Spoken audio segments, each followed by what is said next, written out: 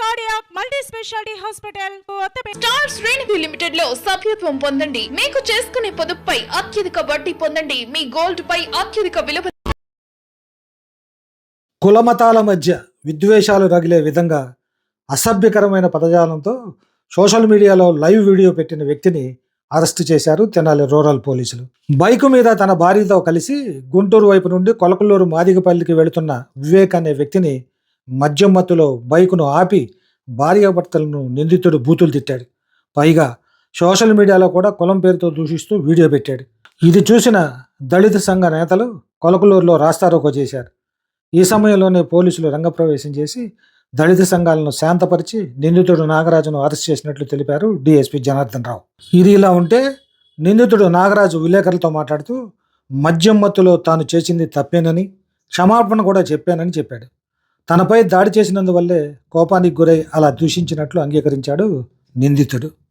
కొలకలూరు గ్రామానికి చెందిన వివేక్ అనే అతని భార్య కోమలి అనే వాళ్ళు బైక్ మీద వెళ్తూ ఉన్నారు. అక్కడ ఎదురుగా పశువులు ఈ ఆల్ట్రకేషన్ జరిగిన దాని ఈ చల్లా నాగరాజ్ అని అతను బూతులు తిడతా ఉంటాడు. ఎందుకన్నా నేను ఫ్యామిలీతో ఉన్నాను, నన్ను బూతులు తిట్టమాక, నేను కూడా కొలకలూరు విలేజ్ అని మాది అని చెప్పి అంటే ఇతను కొలకలూరు అనగానే, కొలకలూరు మాదిగపల్లి అనగానే అతను క్యాస్ట్ అబ్యూజ్ చేస్తాడు. అతను ఫ్యామిలీతో ఉన్నాడు, సరిపెట్టుకుని వెళ్ళిపోతాడు. కానీ ఈ చల్లా నాగరాజ్ అనే అతను ఆ తాగిన మత్తులో దానికి సంబంధించిన ఒక వీడియో అతను స్వయంగా రికార్డ్ చేసుకొని అతనికి ఫేస్బుక్ ఉంటుంది, ఆ ఫేస్బుక్లో అప్లోడ్ చేస్తాడు. ఈ అప్లోడ్ చేసిన క్రమంలో మాకు వచ్చిన అతను చూసి ఇమీడియట్గా కంప్లైంట్ వచ్చి మాకు ఇలా మమ్మల్ని కులదోషం చేశాడు, నన్ను మా ఫ్యామిలీని అబ్యూజ్ చేస్తున్నాడని కంప్లైంట్ ఇవ్వగానే మేము SC/ST యాక్ట్ కింద కేసు రిపోర్టు తీసుకొని ఎఫ్ఐఆర్ రిజిస్టర్ చేశాం. ఈ చల్లా నాగరాజ్ అని అతను కాజీపేట గ్రామస్తుడు. అతను మద్రాసులో ఎలక్ట్రీషియన్ పని చేసుకుంటూ ఉంటాడు. 2 నెలలకు 3 నెలలకు ఒకసారి వస్తాడు. తల్లి తప్పితే ఎవరు లేరు, భార్య కూడా అతన్ని వదిలేసింది. 26వ తారీఖున మద్రాసు నుంచి వచ్చాడు. వచ్చిన డబ్బులతో తాగుతూ తిరుగుతూ 27వ తారీఖున ఈ గొడవలో ఇన్వాల్వ్ అయ్యి నేరం చేశాడు. మేము నిన్న అరెస్ట్ చేసి ఈరోజు కోర్టు ముందు SC/ST యాక్ట్ కింద అతన్ని కోర్టులో ప్రొడ్యూస్ చేస్తున్నాము. అతని మీద తర్వాత మేము బైండ్ ఓవర్ చేస్తాము. ఇటువంటి చర్యలు కులానికి సంబంధించిన ఆ బూతులు తిట్టడం, అబ్యూజ్ చేయడం అనే దాని మీద అతనికి రౌడీ షీట్ కూడా ఓపెన్ చేస్తాము. ఈ సందర్భంగా మేము మీడియా ముఖంగా అందరికీ తెలియపరిచేది ఏంటంటే, అతను ఫేస్బుక్లో అప్లోడ్ చేసిన తర్వాత ఎవరు చూశారో అతను హెచ్చరించారు. దాని మీద అతను మరలా దాన్ని డిలీట్ చేసి మాలా అని తిట్టాను, నన్ను క్షమించండి అని ఒక క్షమాపణ కోరుతూ ఒక వీడియో కూడా దాంట్లో మళ్ళీ అప్లోడ్ చేశాడు. బట్ ఇవన్నీ కూడా తాగిన మత్తులో చేయడమే కానీ అక్కడ ఇంటెన్షన్ అనేది వేరే విధంగా లేదు. కాబట్టి అందరూ దీన్ని సహృదయంతో తెనాలి కానీ అందరూ ఈ వీడియో ఎవరు చూసి బాధపడిన వాళ్ళు అందరూ కూడా సహృదయంతో అది అతను తాగి చేసిన తప్పుగానే మీరు పరిగణించాలి. మేమైతే చట్టపరంగా కఠినంగా అమలు చేస్తాము. అతనికి ఇప్పుడు రిమాండ్కి పంపిస్తున్నాము. తర్వాత అతని మీద రౌడీ షీట్ ఓపెన్ చేసి ఫ్యూచర్లో ఇలాంటి పొరపాట్లు మళ్ళీ ఎవరు చేయకుండా అందరికీ కూడా అతను లెసన్ అయ్యే విధంగా ఈ కేసుని మేము బిల్డ్ చేసి కోర్టుకు పంపిస్తున్నాము.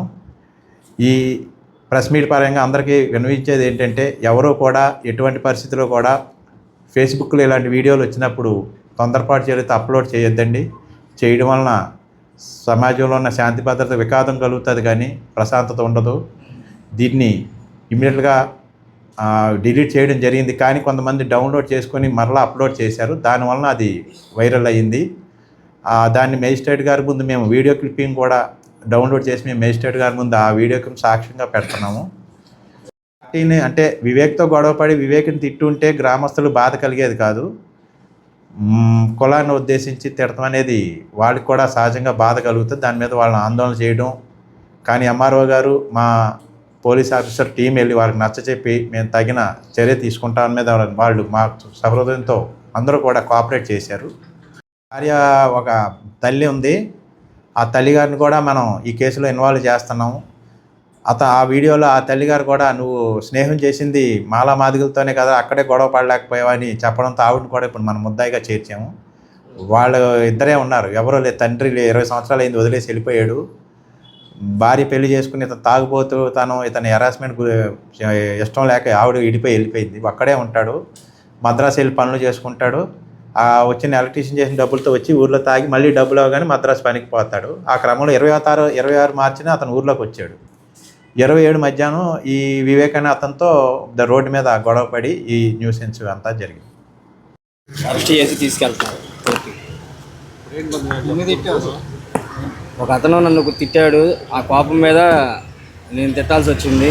తర్వాత నేను వెళ్ళి మళ్ళీ క్షమాపణలు కోరుకున్నాను. ప్రతి ఒక్కరిని, ఆడ మగ పెద్ద చిన్న అందరినీ, అందరికీ అదే అంబేద్కర్ బొమ్మ దగ్గర అందరినీ క్షమాపణ కోరుకున్నాను. మళ్ళీ వెళ్ళి నేను ఇవాళ కోర్టుకు పెడుతున్నారు.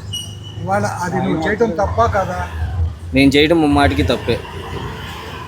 ఆ మాటే నేను అక్కడికి వచ్చి అంబేద్కర్ బొమ్మ దగ్గరికి వచ్చి మళ్ళీ నేను చెప్పను కూడా చెప్పాను, ఇట్లా దూషించడం నా తప్పేను, ఇంకెప్పుడు కూడా ఇట్లాంటి పొరపాటు చేయను అని చెప్పాను. నాకు ఎవరి మీద కక్ష లేదండి. అతను గబాల్ని నన్ను తిట్టేసి వెళ్ళటం వల్ల వెళ్ళేటప్పుడు కూడా పలానా అని చెప్పని వెళ్ళి అనుకుంటా వెళ్ళాడు.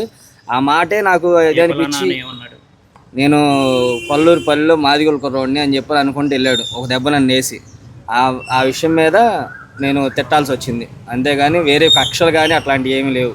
అవును, నువ్వు అతన్ని తిట్టకుండా మొత్తం ఊరు మొత్తాన్ని తిట్టినట్టు. ఆ కోపం మీద ఏం మాట్లాడాను.